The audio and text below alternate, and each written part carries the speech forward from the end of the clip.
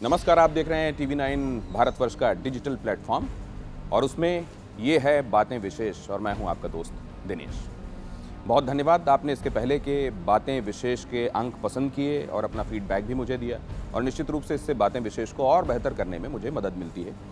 और धन्यवाद कि आपने अड़ी को अपना पसंदीदा कार्यक्रम बनाया। TV9 भारतवर्ष पर शाम 6 बजे बहस का ये शो अड़ी आपको बहुत पसंद आ रहा है और आपने इस बाबत अपने सुझाव, अपनी प्रतिक्रियाएं और इसमें शामिल होने के लिए अपने सवाल भी आप भेजते हैं, इसके लिए आपका बहुत बहुत धन्यवाद।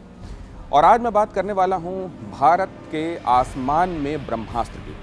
आसमान का ब्रह्मास्त्र जो कि फ्रांस से उड़ान भर चुका है, बीच में एक स्टॉप ओवर है उसका UAE में और उसके बाद वो भारत के अंबाला पहुंचकर तैनात हो जाने वाला है। 17th स्क्वाड्रन, जिसे गोल्डन एरो स्क्वाड्रन भी कहा जाता है, उसका हिस्सा होगा राफेल, जिसकी चर्चा हम बहुत दिनों से बहुत ज़्यादा सुन रहे हैं। यहाँ पॉलिटिकल कंट्रोवर्सी भी हमने देखी, सुप्रीम कोर्ट का उसमें दखल भी देखा और आखिरकार जो 36 राफेल भारत को लेने हैं उसमें से 5 की पहली खेप हिंदुस्तान पहुँच रही है।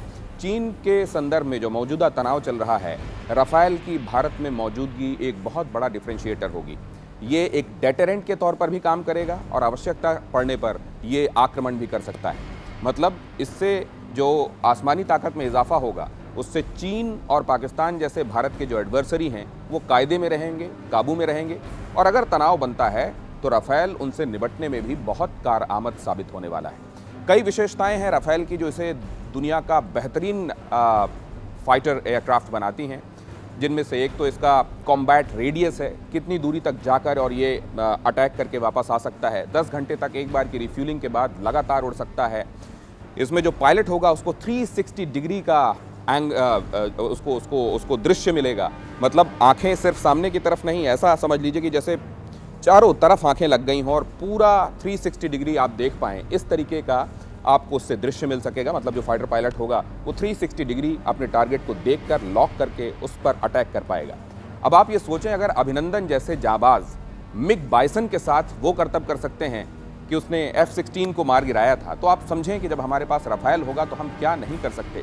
स्क्रैम्बलिंग स्पीड उसकी रेट कमाल की है, बहुत जल्दी, बहुत तेज़ी के साथ बहुत दूर तक आसमान में जाने की ताकत हो, या फिर ख़तरनाक घातक मिसाइल्स के साथ, जिसमें एक है मिटियोर जिसमें हवा से हवा में मार की जाती है 150 किलोमीटर तक, या स्कैल्प जिसमें 500 किलोमीटर तक आसमान से धरती में किसी टारगेट को तबाह किया जा सकता है, या फिर हैमर 150 किलोमीटर की रेंज में कमान के मैनूवरिंग के साथ मिसाइल फेंकी जा सकती है। ये जो खासियतें हैं इसमें जो पायलट होगा उसको राडार के हिसाब से भी बहुत कमाल की खूबियाँ मिलने वाली हैं। इसमें जो इलेक्ट्रॉनिकली एक्टिव स्कैंड एरे, जिसको ख़ास तरीके का राडार कहते हैं, क्रॉस सेक्शन, जिससे बड़ा सही तरीके से आप देख पाते हैं कि आपका टारगेट कहाँ पर है, उसको लॉक कर पाते हैं और फिर उस पर शूट कर पाते हैं। ये राफेल को बहुत ज़्यादा ख़ास बनाता है F-16 के मुकाबले। पाकिस्तान तो थरथरा ही रहा है, लेकिन J-20 का, जो कि 5th जनरेशन फाइटर एयरक्राफ्ट कहलाता है, चेंगडू J-20 चीन का, वो असल में कहा जाता है कि 5th जनरेशन है, कंप्लीट स्टेल्थ है, लेकिन हकीकत ये है कि भारत के खिलाफ तनाव बनने की स्थिति में जो तिब्बत के एयरबेस हैं वहाँ से J-20 उड़ान नहीं भर सकता, और अगर उड़ान भरेगा भी तो इतना ज़्यादा उसमें फ्यूल होगा कि उसमें वेपनरी बहुत कम रहेगी और भारत के खिलाफ वो कारआमद नहीं हो सकता। J-20 केवल दिखाने का हाथ है, दिखाने का थप्पड़ है, मारने का नहीं। और हमारे पास जो राफेल है वो वक्त आने पर एनिमी को उल्टा टांग सकता है। ये हमारे एडवर्सरीज़ को, चीन और पाकिस्तान को भी पता है।